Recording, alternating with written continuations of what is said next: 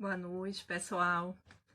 Vamos aguardar nossos espectadores entrarem para a gente iniciar.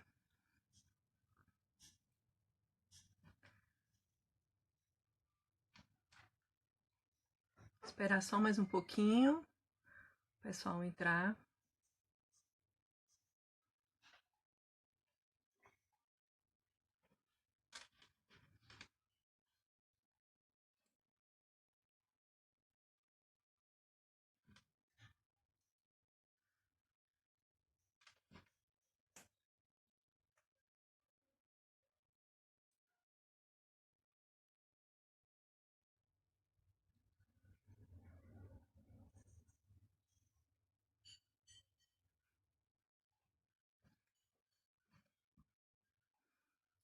Esperar mais 2 minutinhos e a gente inicia.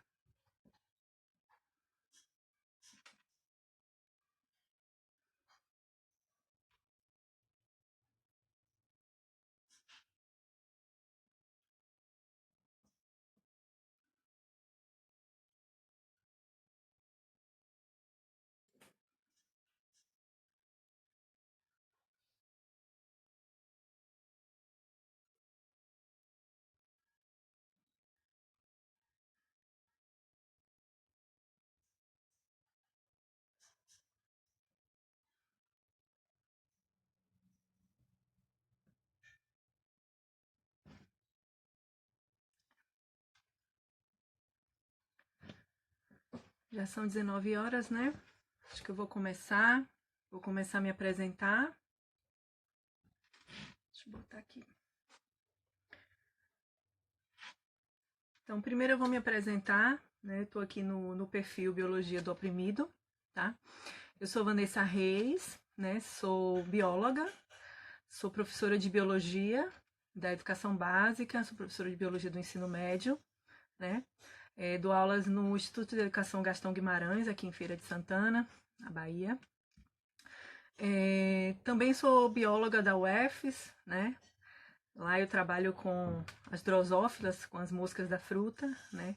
Atualmente eu sou coordenadora do laboratório de drosófilas e lá no meu trabalho também faço uma ponte com a educação básica, né? A gente teve recentemente um projeto de extensão aprovado que é justamente levar esses experimentos para as escolas, tá? E sou pesquisadora na área de ensino de ciências, né? Sou membro integrante, fundadora do nosso querido GCPEC, que é o Grupo Colaborativo de Pesquisa em Ensino de Ciências, né, da UFES.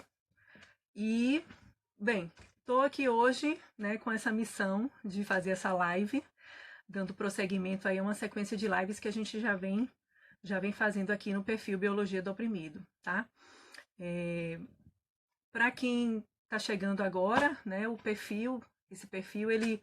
Primeiro, quero dizer que eu sou estreante em lives.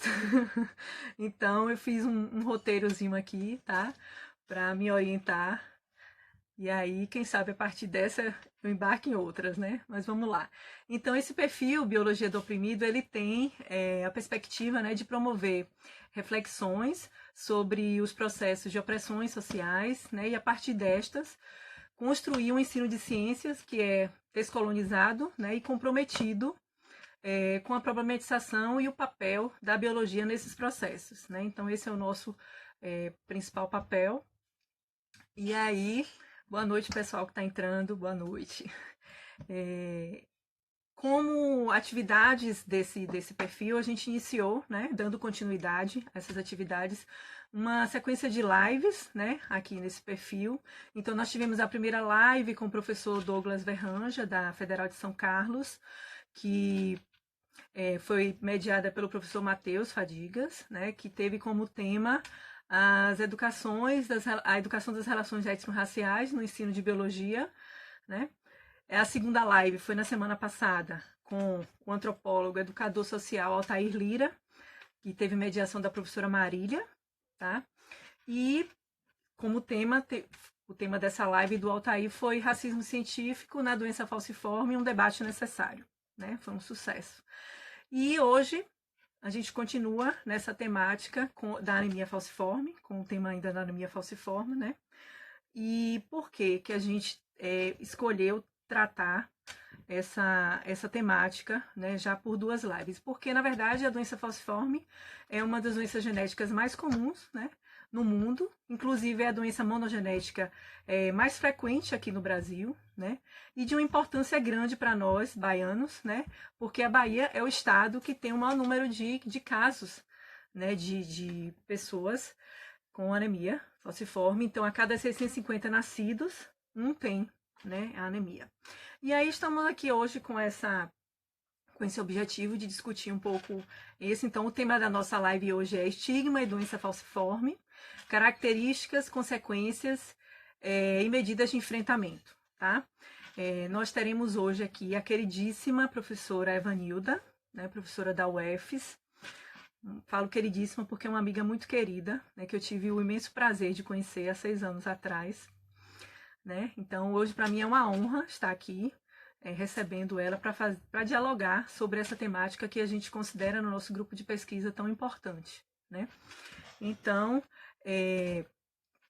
já agradeço a Eva, vou assim chamá-la, né, por aceitar esse convite nosso. Tá? Eu vou agora fazer uma apresentação da nossa convidada e daqui a pouco eu chamo ela. Então, Evanilda, ela é enfermeira, né? Ela é graduada em enfermagem pela UFES, ela tem mestrado em enfermagem pela UFBA e doutorado também, mestrado e doutorado em enfermagem pela UFBA. Ela tem pós-doutorado na Universidade da Carolina do Sul, né, nos Estados Unidos. Atualmente ela é docente dos cursos de graduação em enfermagem, pós-graduação em enfermagem e em saúde coletiva da UFES. Ela é coordenadora do Cogitare, né, UFES, que é o núcleo de pesquisa sobre corpo, gênero, representações e práticas do cuidado, junto com a professora Aline Xavier, tá? E ela é pesquisadora do GEM-UFBA, né, que é o Grupo de Estudos de Saúde da Mulher. Ela atua principalmente na área de enfermagem e saúde coletiva e seus estudos enfocam a experiência do adoecimento crônico e cuidado, estigma e saúde em grupos vulneráveis. Então, essa é a nossa convidada de hoje, Eva.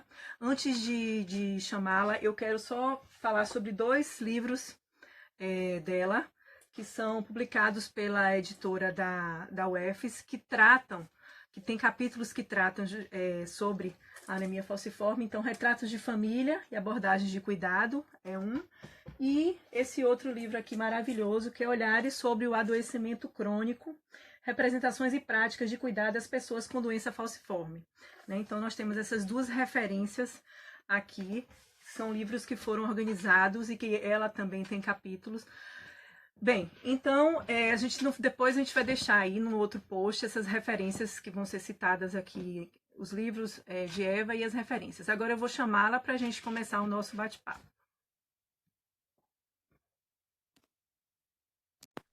Espera ela chegar aqui.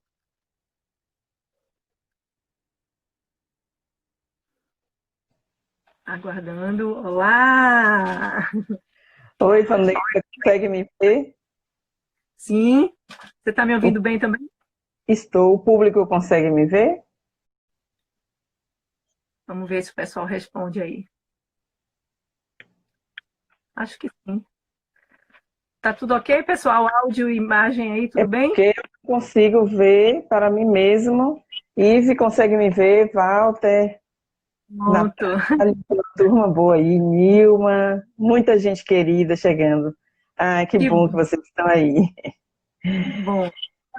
Então, gente, veja só, Vanessa, em primeiro lugar, eu quero agradecer a você, seu grupo e a Cláudia Sepúlveda pela parceria, né?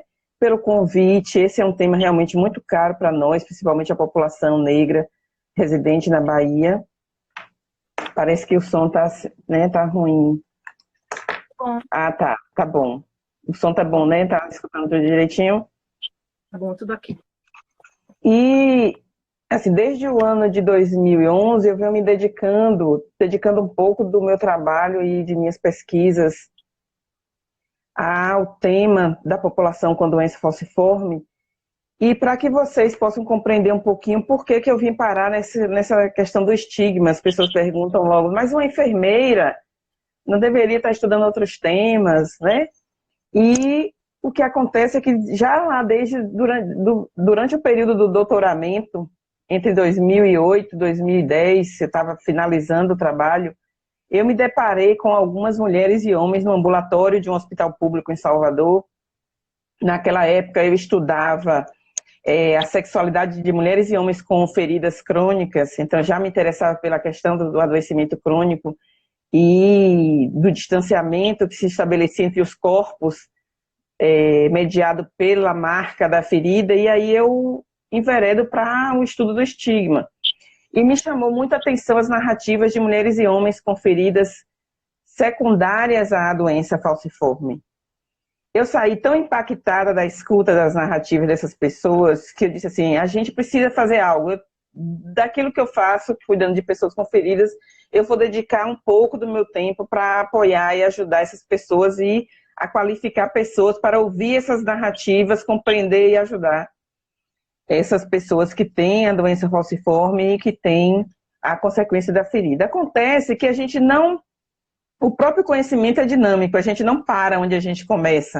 A gente vai sendo convocada a outras frentes. E eu fui sendo convocada cada vez mais, eu e meu grupo, a estar fazendo interlocução com outros saberes, os saberes da biologia, os saberes da sociologia, da antropologia, da psicologia, para tentar compreender o que era aquilo que se passava e podermos oferecer um cuidado. E aí, quando nós nos conhecemos, né, há 6 anos atrás, o tempo passa tão rápido, eu estava justamente no curso de inglês, inquieta em poder ler mais e aprender mais sobre Estou aqui com uma plateia acessória, viu, paralela. Aprender mais e poder contribuir mais, obtendo dados e resultados da literatura escrita em outros espaços que não falavam a língua portuguesa, né? E aí nós nos deparamos com o interesse, não só meu, mas de outras pessoas, de procurar saber o que é que se passa nesse fenômeno que nós chamamos de estigma. E aí eu queria começar a minha fala hoje trazendo um pouquinho para as pessoas que ainda não têm essa aproximação, porque o estigma em saúde, estudar o estigma em saúde é tão importante sobre a minha percepção. Então, veja só, na nossa sociedade há sempre a elaboração de expectativas a respeito de nós humanos. Então, nós vivemos em grupos e nós socializamos e partilhamos ideias que a gente às vezes nem sabe que é a ideia do outro, que é a ideia, a influência do grupo. A gente pensa que aquela ideia é nossa, mas aquilo está, de certa forma, ela está impregnada e é aderida por nós de uma maneira tão sutil que a gente não se percebe e de repente já aderiu a essas ideias e crenças. Tá? Então, nessa perspectiva de esperar, o que é que eu espero do outro, nós estabelecemos normas. Então, o Irving Goffman, que é um sociólogo lá canadense, infelizmente ele já é falecido, mas deixou uma grande contribuição decifrando e elaborando a teoria do estigma, ele diz o seguinte: nós, sociedade, elaboramos uma ideia do que seria o normal, com atributos, informações sobre o corpo, informações sobre as pessoas, sobre as interações, suas marcas, sua cultura, suas vozes, seu jeito de ser, que a gente classifica como normal quando ela corresponde com as nossas expectativas. Nesse sentido, nós, sujeitos, teríamos sempre uma identidade ideal e uma identidade real. Quando a identidade real, que é aquelas marcas que eu trago, ela se confronta com o que é idealizado pela sociedade, pode se estabelecer aí uma identidade deteriorada. Então, porta a identidade deteriorada aquele sujeito que não coincide as suas marcas com aquilo que se espera dele. Então, nós dizemos que o sujeito ele é estigmatizado quando ele foge do padrão, e em geral a gente vai ver que isso vai acontecer também com outros fenômenos de discriminação, tá? Onde o sujeito ideal é quase sempre o sujeito que promove mais venda de mercadorias, pautado no modelo eurocêntrico, de corpos que em determinado tempo histórico é considerado belos e saudáveis. E essas normas elas vão se modificando e vão classificando nós, indivíduos. Então, dentro dessa lógica do estigma, existem marcadores que são visíveis e existem marcadores que precisam ser informados. Por exemplo, alguém que traz uma ferida, uma marca, uma cicatriz no rosto, na pele, algo que é visível, ou como acontece hoje com as crianças com microcefalia, elas são automaticamente classificadas como fora da normalidade e passa a sofrer uma espécie de distanciamento. Os sujeitos classificam e estabelecem uma distância. Esse distanciamento é necessário para que o sujeito diga: este não sou eu, então você é o outro, e o outro é o que eu não sou. Mas esse outro é o outro marcado. Além de ser marcado o que eu não sou, é aquele que eu não gostaria de ser. E isso performa uma distância que atrapalha as interações. Eu digo atrapalha principalmente quando o sujeito que tem a marca necessita do cuidado daquele que se coloca como estigmatizador, como alguém que perpetra a diferença, né? Que inclui a diferença sobre o outro com quem ele está interagindo. E aí esses sujeitos que interagem, quando isso acontece no campo da saúde, a gente também tem que levar em consideração que há praticamente 99,9% das interações entre sujeitos e profissionais de saúde são em razão de que os sujeitos ditos marcados buscam ajuda dos que estão em posição hierarquicamente superior a ele, numa hierarquia que é a instituição de saúde. Então, na instituição de saúde, o usuário sempre está requerendo algo de alguém que tem o saber e o poder de tomar aquelas normas em consideração e definir, muitas vezes de forma autoritária, os rumos, os destinos daquele que busca. Tá? E aí, ao definir esse rumo daquele que busca, essa pessoa, e aí agora eu estou falando do profissional, ela pode se portar ou não como um estigmatizador. Ela pode tanto acolher como discriminar e afastar ainda mais esse sujeito. Mas o que é que faz com que eu, profissional, enfermeira, médico, fisioterapeuta, assistente social, psicólogo, possa, apesar de toda a qualificação dada, me colocar como estigmatizador, e nesse caso de uma pessoa com doença falciforme? A principal característica para se estabelecer essa distância é a ignorância acerca da doença, da história da doença, de como os sujeitos humanos vivenciam, padecem desse sofrimento. Tá? Então, assim, para tentar situar, e aí eu já estou vendo aí que algumas pessoas estão colocando relações pautadas no racismo, vamos falar também um pouquinho sobre isso. E aí, o que fizemos? No trabalho de pós-doutoramento, nós levantamos, tanto aqui no Brasil quanto nos Estados Unidos, e comparamos experiências de sujeitos com doença falciforme na Bahia e na Carolina do Sul e na Carolina do Norte. Comparamos para compreender se havia todas as características que os teóricos sobre o estigma dizem que é necessário haver para que a gente diga que o sujeito é estigmatizado. Porque às vezes a gente diz assim, esse sujeito sofre de estigma, mas ele pode apresentar uma característica ou outra, mas não apresentar todas. O que nós vimos?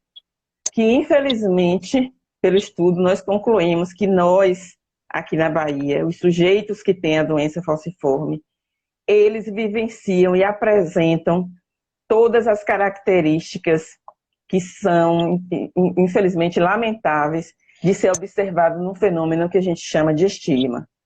Tá? E aí, sobre essas características que eu penso trazer um pouquinho, mas a gente pode já ir respondendo algumas perguntas aqui. Eu estou vendo aqui, não gosto desse termo doença que o Walter colocou. Olha, Walter, eu também não gosto, e tem uma outra coisa. Aplicar o termo doença falciforme, existe já toda uma disputa, né, de grupos em relação à denominação da doença. Para mim, que estudo a sociologia e a antropologia do comportamento frente à doença, hoje eu defendo que qualquer enfermidade que carregue o termo doença, ela convoca o sujeito a se portar como doente. Na medida que a gente convoca, interpela o sujeito, porque nós somos vários sujeitos, né? E aí lembrar que eu sou o sujeito Eva mãe, o sujeito Eva amiga, o sujeito Eva professora, o sujeito Eva aluna, o sujeito Eva colega. Em dado momento eu sou convocada a me portar como um desses sujeitos. E quando a pessoa se refere à pessoa pelo termo alguém que tem a doença, a primeira coisa que ele vai ser é convocado a se colocar como tal. Convocar a se colocar como doente. E o que é doente para a nossa sociedade? Doente para a nossa sociedade vem carregado de uma série de estereótipos que foram encontrados também nas narrativas dessas pessoas quando elas se formam. É ser incapaz, é ser desconsiderado em sua fala, é ter que assumir uma posição passiva. Eu digo isso porque esses estereótipos são o quê? O que é idealizado para a sociedade. A sociedade idealiza que alguém doente deve se comportar de uma dada forma, abdicar de alguns direitos, abdicar de prazeres. E isso a gente vai experienciar, por exemplo, quando alguém adoece e se a gente encontra com essa pessoa no shopping ou algum lugar público, bem vestido, maquiado e sorridente, a gente quer convocar essa pessoa a se portar como alguém sempre em sofrimento. Então, ao doente não é permitido sequer momentos de prazer, de descontração, de conforto. Porque se ele tem uma doença, todo mundo está convocando a ele a estar recluso, afastado, sorumbático, entristecido. E para isso ele não pode se apresentar. Como, por exemplo, uma mulher não pode ser doente, está com batom vermelho, vestida de vermelho num lugar público. Ora, ela não está doente, as pessoas imediatamente criticam e invalidam o status dela de ter ou não determinada doença. Então, daria até uma outra live aqui, só a gente falar o termo doença, traz uma carga negativa para o sujeito, porque, embora as pessoas tenham afecções crônicas, infecções, situações de saúde crônicas, elas não são 100% doença, elas têm potências.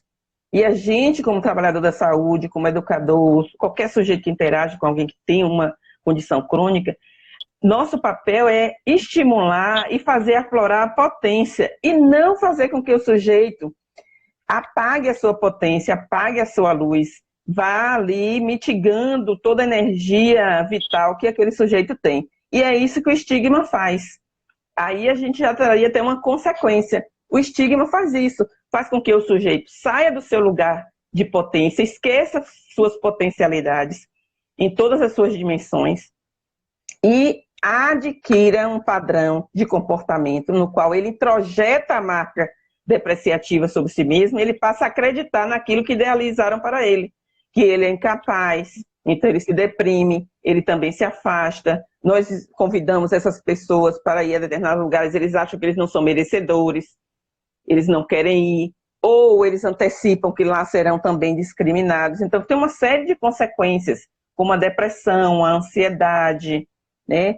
O comportamento de automutilação, a perda da autoestima, da esperança, da autoeficácia, uma série de consequências que o estigma vai trazer a respeito, né, não só para a pessoa que tem a enfermidade, que tem a condição crônica, mas também para aqueles que estão mais próximos dele como seus cuidadores principais, mães, pais, amigos, parceiros, porque tem um fenômeno que a gente chama de estigma de cortesia, ou seja, o sujeito que cuida de alguém com uma enfermidade mental e caminha com ele no itinerário terapêutico nas unidades de saúde, ele recebe de empréstimo parte da discriminação que também aquele indivíduo pode sofrer.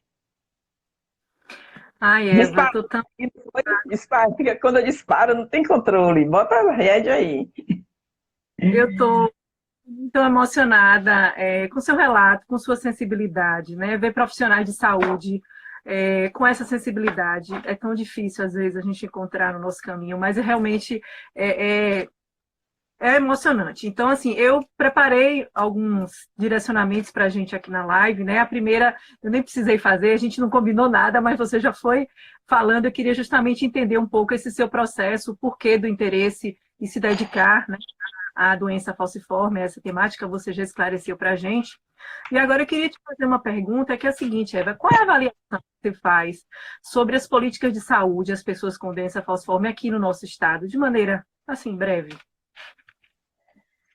Olha, primeiro, assim, a gente percebe um atraso muito grande. Partindo dos dados que você já trouxe, nós somos o estado do Brasil com a maior concentração de pessoas negras e, em função disso, né, que a maioria aqui já sabe que existe um componente étnico-racial, né, para a hereditariedade dessa enfermidade, na medida em que as pessoas que foram trazidas em condição de escravidão, né, que foram escravizadas e trazidas para o Brasil, vieram em condições adversas, e também o passado de doença febre amarela, que, ao tentar elaborar uma resposta imunológica, isso, na verdade, se teoriza, né, ela precipitou uma alteração morfogenética nas células vermelhas do sangue, né? Mas não só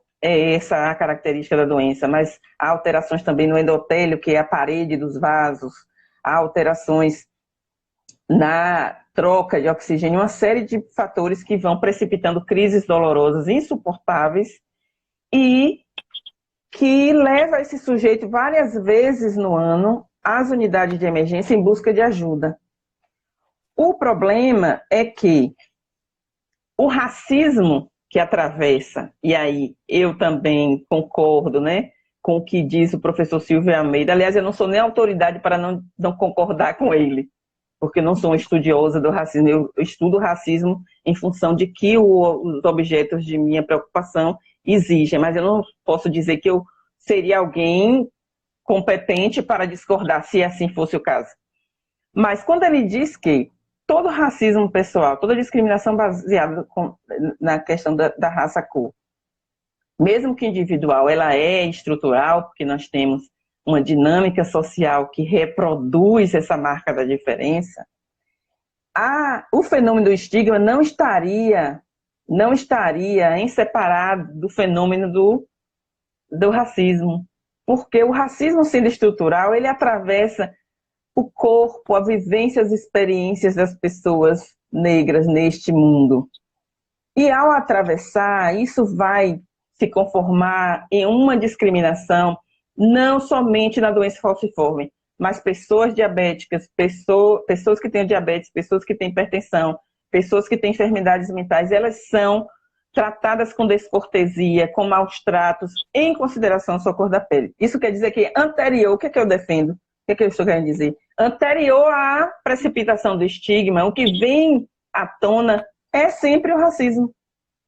Porque ele está nas estruturas da escola, da igreja, da universidade, do emprego, das famílias. E nós somos parte dessa sociedade. Tá? Mas por que no Brasil, então, na Bahia, essa política não avança? Eis aí a resposta. Esse racismo estrutural leva com que as políticas que interessam a população negra fiquem sempre descartadas, negligenciadas. Que a implementação dessa política foi, inclusive, discutida muito bem por Madeleine, num trabalho muito orientado pela professora Silvone, que foi apresentado nas lives do mês de junho. Muito interessante trabalho, que mostra que, ao longo desses 20 anos, o movimento negro vem lutado para implementar essa política e encontra muitos obstáculos. Esses obstáculos estão no racismo estrutural, onde até você introduzir o tema da doença falciforme numa disciplina, num currículo de uma universidade pública situada na Bahia, é considerada irrelevante pelos seus pares. Por que os nossos pares consideram irrelevante? Porque é irrelevante cuidar do corpo e da saúde daquele sujeito marcado como sujeito inferiorizado, menos merecedor de atenção e cuidado. E isso se chama racismo. Perfeito, Eva. Essa ideia, né, que a gente já vem... Então, a gente discute muito essa temática no nosso grupo, né, das relações étnico-raciais, e perguntar sobre essa questão da política é algo importante, né, para a gente entender esse contexto. Mas perfeita a sua E abordagem. aí cabe a nós, na medida que nós somos despertados, independente de sermos ou não negros, no momento que nós somos despertados, é assumir sempre uma postura antirracista. Porque não basta, como diz a Angela Davis, né?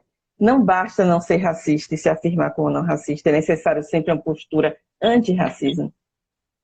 Sejamos antirracistas, tá? Então, vamos lá. Seguindo aqui, você sabe que nós, né, nosso grupo é composto por professores, né, de biologia, e aí, nas nossas leituras e discussões sobre ensino de genética, né, temos visto que o uso de termos que reforça esses estigmas, né, no ensino de biologia, como, por exemplo, falar em moléculas anormais, né, da hemoglobina, ou designar o alelo para forma como o alelo letal, por exemplo, né? Então, e aí, nesse contexto, eu te pergunto, no atendimento à saúde, né, existem termos usados para tratar as pessoas com doença falciforme que podem reforçar esses estigmas? Essa é uma pergunta. Demais, e isso é uma Quais das são... características que a gente estuda para dizer se há estigma ou não naquela interação. E aí, veja como nós somos pegados de surpresa. Um termo, falsêmico.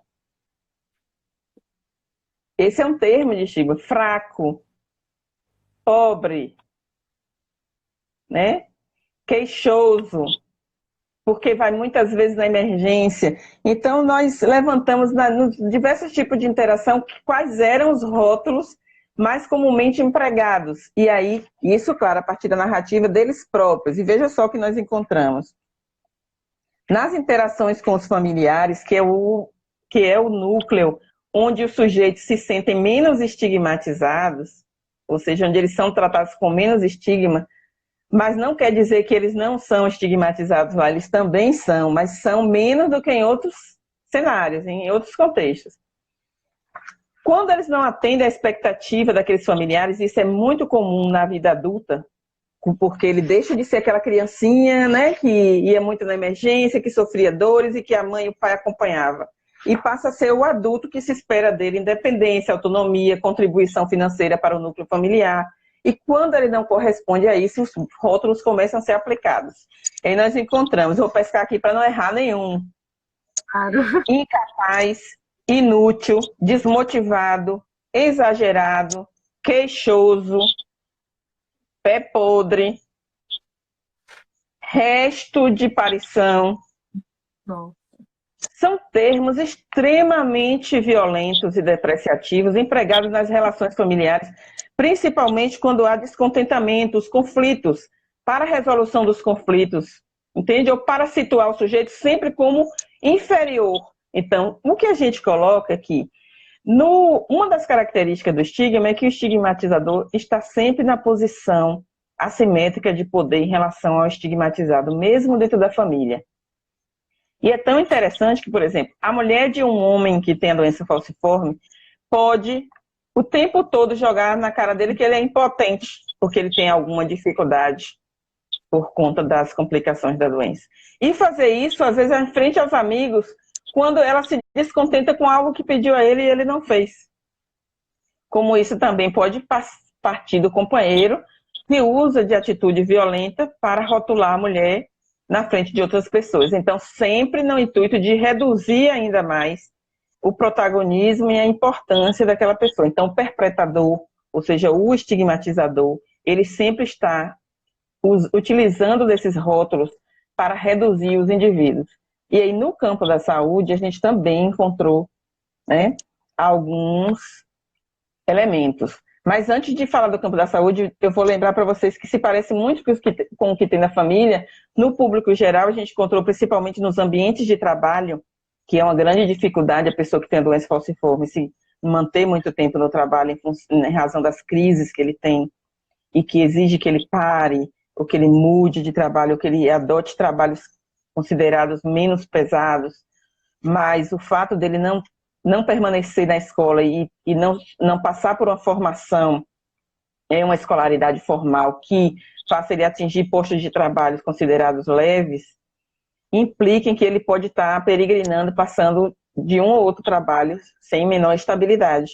E aí, no ambiente de trabalho, quando ele tem crise, ele é chamado de preguiçoso, de queixoso, encostado, fingido, doente e incapaz.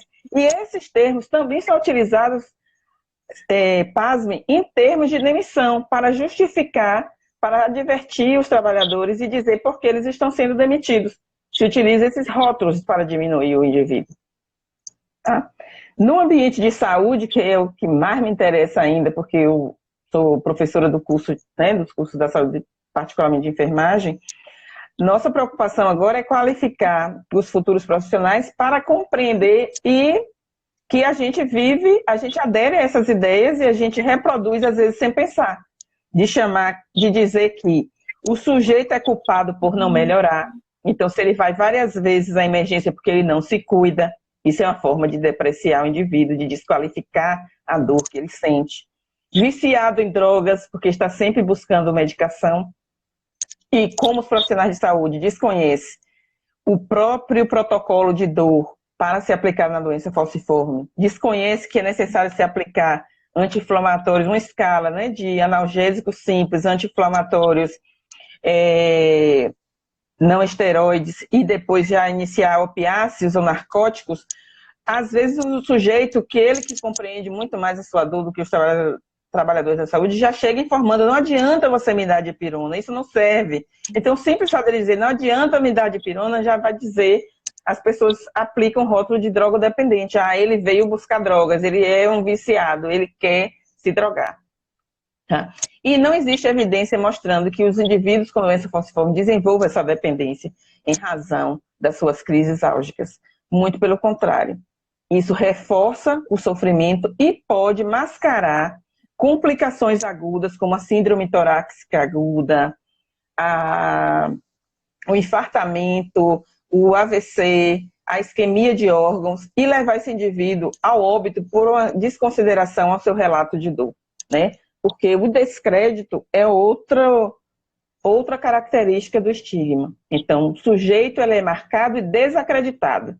Então, tudo que ele faz é considerado, como se eu poderia dizer, não é verdadeiro o que vem dele. Tá? E tudo que ele faz vai ser conferido por alguém. Então, no trabalho que ele fez, como ele é rotulado de inútil, de incapaz, alguém vai lá conferir se o que ele fez está certo.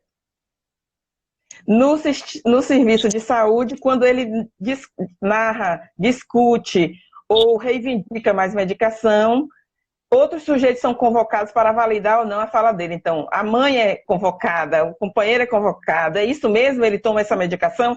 Ele nunca é considerado. Entende a importância, o peso que é o estigma? Na entrevista, ele não é ouvido. Se convoca o outro que acompanha, às vezes é amigo ou é conhecido, que trouxe, ele não é convocado a dizer sobre si. Se convoca o outro. E esse é o tempo todo uma atitude de desqualificação.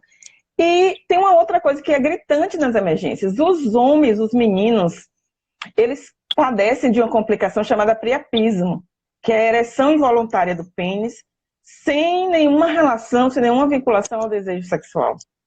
E ao chegar em unidade de emergência com profissionais não qualificados para compreender a doença, eles são alvo de críticas, de piadas, de xistes, de depreciação moral. Então, quando a gente fala sobre, às vezes as pessoas acham que a gente que estuda as questões do racismo e da doença falciforme, as pessoas acham que a gente é chata, né? Estamos sempre repetindo. Mas é tão impressionante a questão do racismo que atravessa o estigma da doença falciforme, que num desses relatos que nós levantamos, uma pessoa na emergência, numa UPA em Feira de Santana, diz exatamente, eu nunca me esqueço dessa fala, dessa entrevista, que me tocou tanto que eu não conseguia mais continuar e deixei para o dia seguinte, quando eu respirasse melhor. Uma trabalhadora da saúde diz exatamente para um homem: o que é isso, negão? Você é tão bonito e forte, dizendo que tem dor? Você está mentindo todo dia aqui para buscar drogas? Na Bahia, assim mesmo. Se você fosse branco, você não fazia isso. Isso é coisa de preto.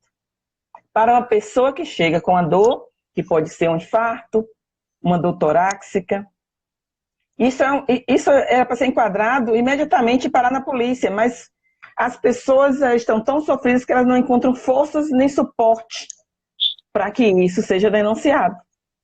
São absurdos. Está aí registrado no nosso trabalho, nas entrevistas, no que são ditos pelas pessoas. Tá? E isso precisa ser lido, visto e discutido por todos os trabalhadores da saúde. Porque as pessoas com doença falciforme, elas sentem dor 24 horas, durante 365 dias no ano.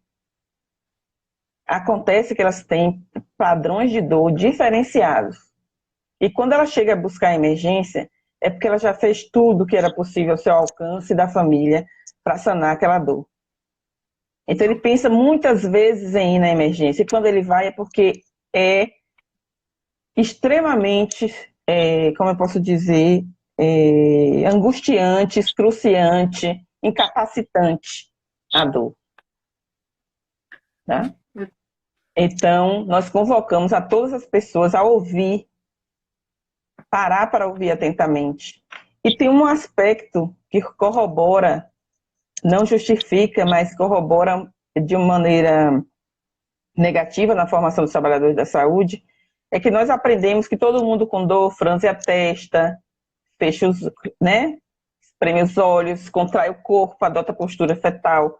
Acontece que a deterioração do sistema nervoso periférico de pessoas com doença falciforme, em razão da cronificação que a doença leva a essa resposta, ele não vai emitir esses sinais que se espera do sujeito que está com dor. Então ele vai estar falando como eu estou falando com você aqui na live e vai estar dizendo, eu estou morrendo de dor. E é preciso que as pessoas deem crédito. Porque ao dar crédito, se deflagra uma série de cuidados necessários. Avaliação respiratória, raio-x, ultrassonografia, se implica no uso do protocolo de dor e a mensuração dos níveis de dor. Quando se aplica o descrédito, há um retardo no atendimento. Nós observamos também que os profissionais de saúde transferem para profissionais considerados menos qualificados da equipe para lidar com aquele sujeito. É como assim, se eu sou uma pessoa que está na posição hierárquica superior e posso sair dessa interação com esse sujeito porque eu estou incomodado, eu acho que ele está mentindo para mim, aí eu passo para o técnico de enfermagem, eu passo para o auxiliar, eu passo para a própria família e deixo de interagir com ele. Ou seja, vai na contramão do que deveria ser o planejamento do cuidado e a priorização desses indivíduos em risco. Poxa, Eva, eu tô assim, a gente sobre, mas às vezes a gente não tem muita ideia, né, do que de fato acontece nesses atendimentos das pessoas com doença falciforme. E eu estava pensando o seguinte aqui, a importância sua, de seu grupo, dos seus pares, né, na universidade, na formação desses profissionais de saúde que estão aí, né, desses enfermeiros que estão. Então, assim, é um privilégio, né, deles, desses estudantes, passarem por esse tipo de formação, saírem pessoas mais humanizadas. Então, assim, eu estou vendo aí que tem muito aluno seu aí, você tem um fã-clube aí. Toda... É muita gente querida que vai se sensibilizando no caminho, é importante isso, é que realmente a gente... É bom estar em grupo, porque quando a gente está em grupo, quando a gente desanima, às vezes, tem um outro para motivar e a gente não desistir, porque as pessoas que padecem com a doença falciforme, elas precisam cada vez mais desses olhares se somando, o olhar da biologia, da psicologia, da assistência social, da educação física, todos e todas. Essa é a doença que mais provoca sofrimento aos nossos irmãos baianos, né, nossos conterrâneos. E a gente não enxerga, porque a gente não está qualificado para enxergar. Por isso que a gente fala da invisibilidade da doença. E aí, claro, atravessa uma série de outras questões que a gente não pode descolar, como a discussão do racismo com a discussão do cuidado. De por que deixa o sujeito esperando mais com a medicação com a dor, quando ele diz, essa medicação não me serviu, eu continuo com dor. E verdade. Uma coisa interessante que a gente encontrou lá nos Estados Unidos, e que eu não tinha observado aqui, mas aqui também acontece, é que os profissionais, quando a pessoa toma medicação para dor e dorme, porque sentiu um certo alívio, a própria medicação promove a sonolência, ele diz assim, tá bom de ir embora, já tá até dormindo. As pessoas que estão aí me assistindo e que têm a doença podem confirmar relatos como esse. Então, o sujeito que está adoecido e que tem a doença não pode se dar o direito nem de cochilar. Verdade. O efeito da medicação. Eu vou trazer mais um pouquinho essa questão para o contexto da escola, para você nos ajudar a entender um pouco melhor isso aí. Então, o que é que você acha, assim, na sua experiência aí na saúde, que a comunidade escolar, por exemplo, né, nós de escola pública, né, que acolhemos esses alunos, que muitas vezes, né, têm esse problema que você relata, o que é que a comunidade escolar, professores, direção, funcionários, pode fazer, na verdade, para acolher esses estudantes, né, com a doença falciforme, tendo em vista que há esse silenciamento, né, dessa temática nas escolas. Então, a escola ela não trata, há um silenciamento total, né, das instituições escolares com relação à doença falciforme. Então, o que é que você acha? Que caminho, né, que luz a gente pode ter para o que é que a comunidade pode fazer nesse acolhimento?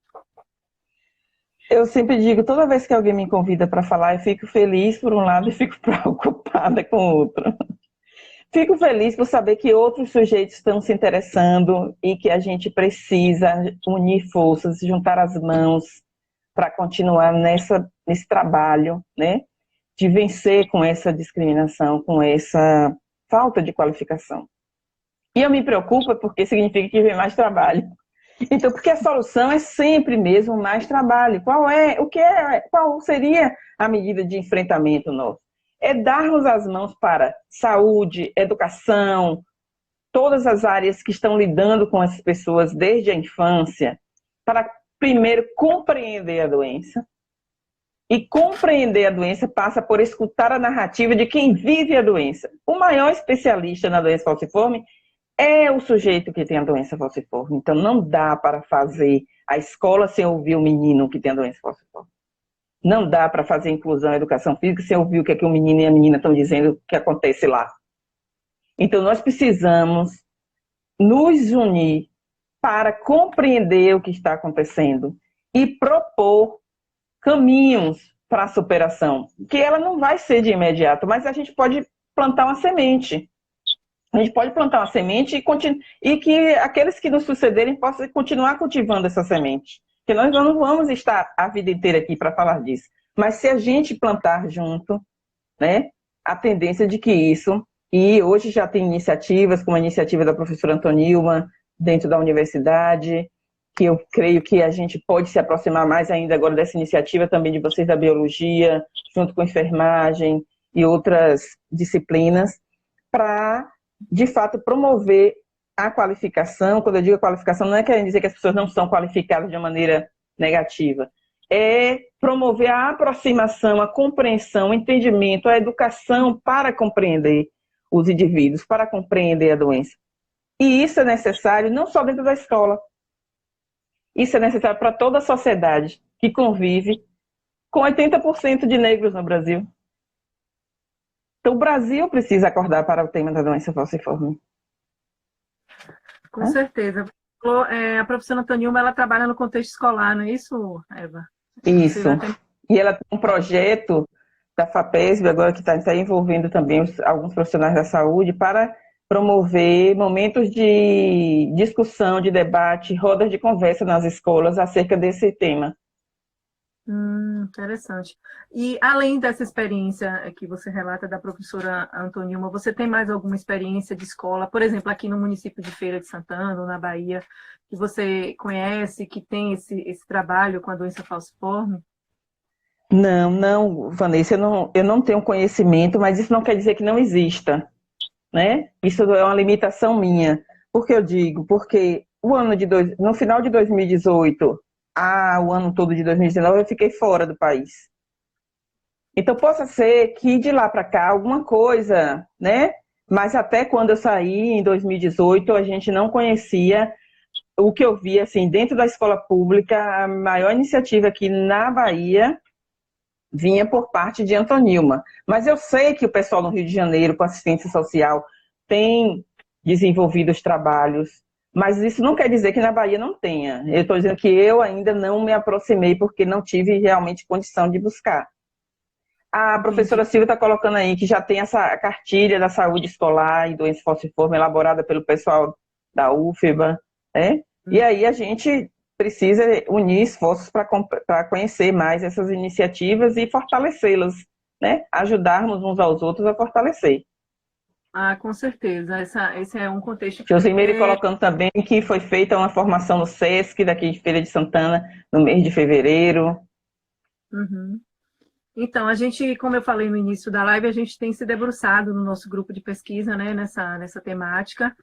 Tem uma pesquisa de doutorado que está sendo desenvolvida no ensino superior, e eu estou, assim, junto com os meus companheiros aí do grupo de pesquisa, empenhada em levar, em fazer uma adaptação desse trabalho para a educação básica, no ensino de evolução, né? Então, essa é uma das minhas Eu metas me e que faz. recordo de vocês no seminário organizado pela professora Edna, na época que trabalhávamos juntas no NUDES, que vocês fizeram um trabalho, uma exposição linda, eu fiquei encantada sobre a questão do Então, racismo na biologia e trouxe, né, a doença falciforme.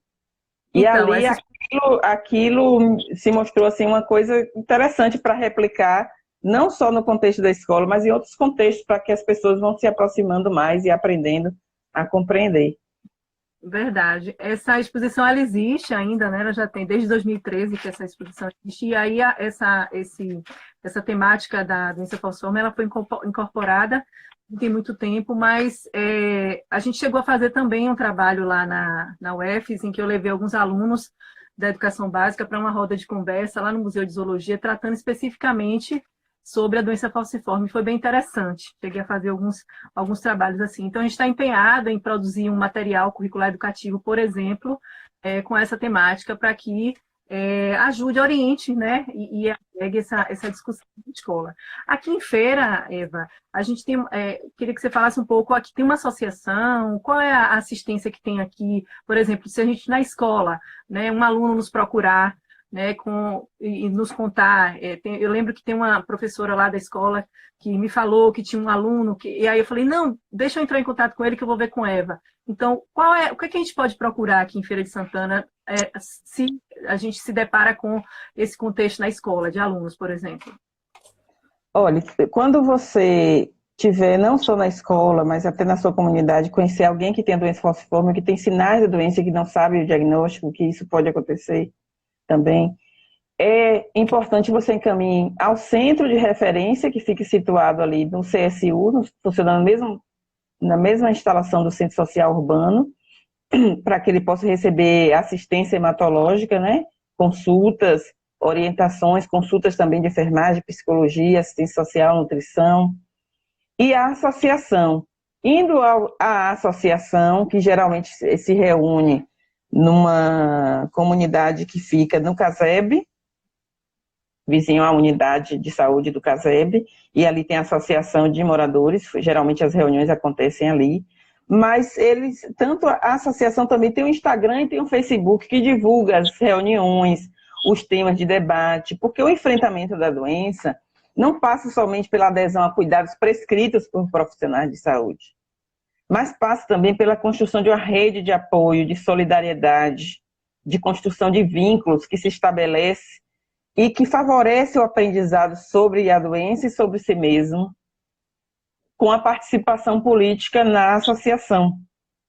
Então, a associação hoje é presidida por Fabrício, que é um jovem, né, um jovem adulto, um homem que tem também a doença falciforme, e lá se congrega tanto pessoas que têm a doença, como familiares, amigos, profissionais de apoio, de ajuda, que também se reúnem para fortalecer as ações que o grupo julga necessárias das suas demandas para atender as suas demandas.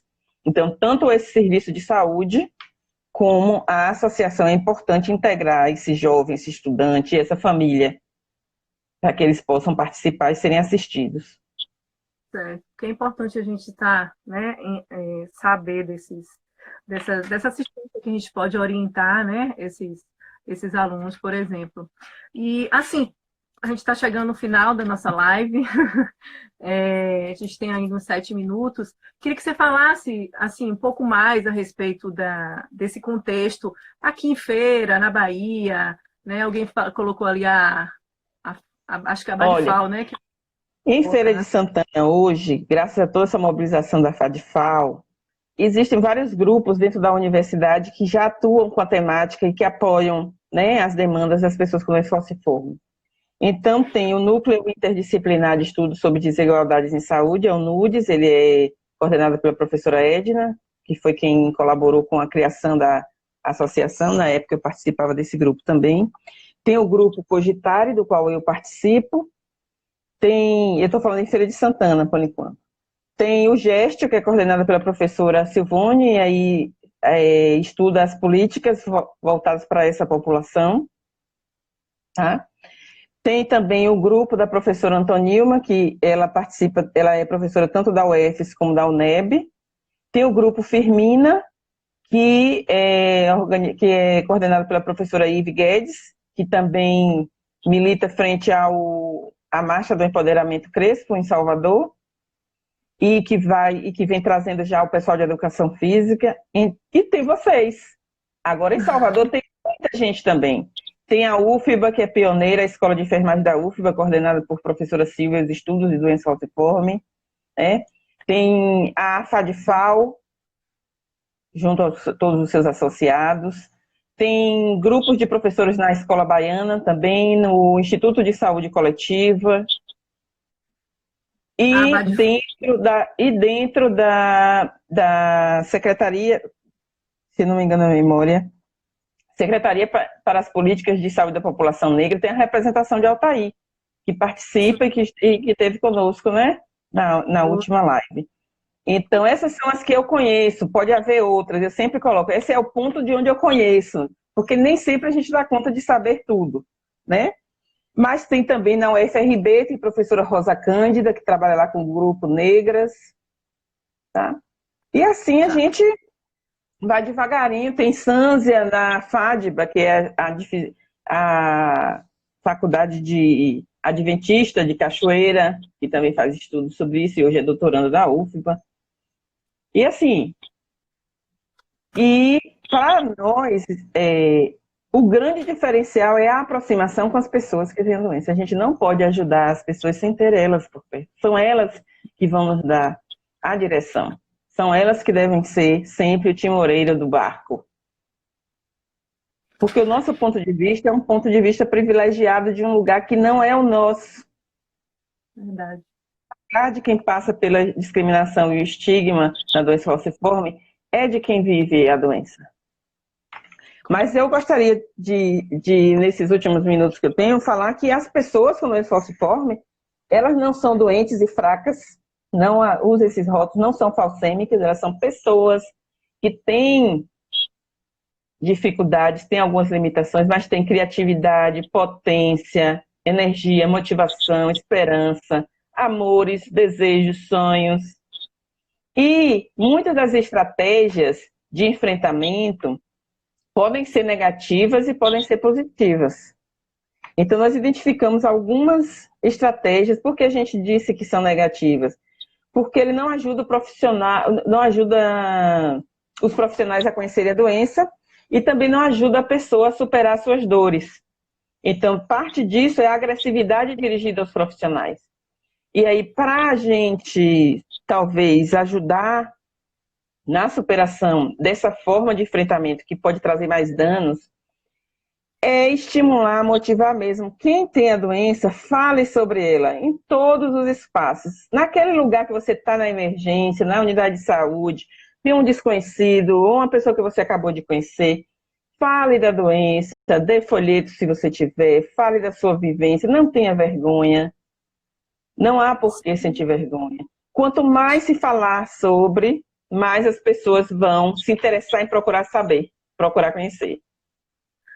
Ai, que maravilha. Temos 10 segundos. Vou me despedir. Vou agradecer muito a você. Se cortar é porque acabou. Não tenho palavras